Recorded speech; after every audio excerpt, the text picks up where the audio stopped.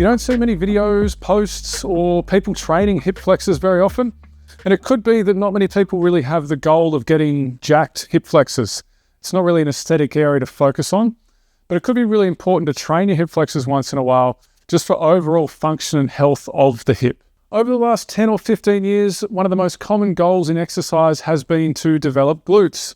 And hip flexors actually play a really important role when you're doing glute exercises. They're actually managing the hip joint and managing those joint relationships and ensuring everything stays in place and contracts appropriately. So by training the front of your hip once in a while, you could actually be contributing to the goal of developing glutes and actually fast tracking that process. I was doing a bit of a search online for hip flexor exercises over the last couple of days, and honestly, I wasn't that impressed with the options that were being shown to me.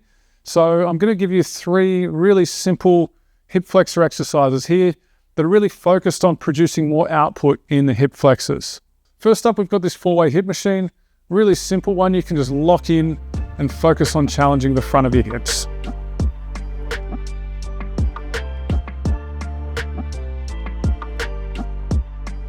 Next up, we've got this lying cable hip flexion. This one's a really easy one to set up. You just need to have a cuff that you can put around your leg.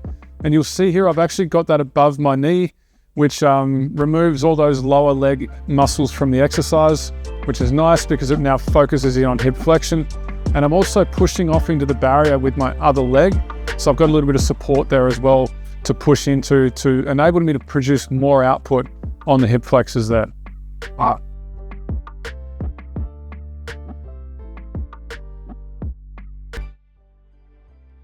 Finally here, you'll see I'm doing this seated dumbbell hip flexion exercise. This one's actually really simple and it's actually nicer than you might think. It is focused more on the top of the range, so you're not getting that challenge down the bottom of the range so much, but it's really easy and you do get a very slight drop off as you get to that weaker position at the top.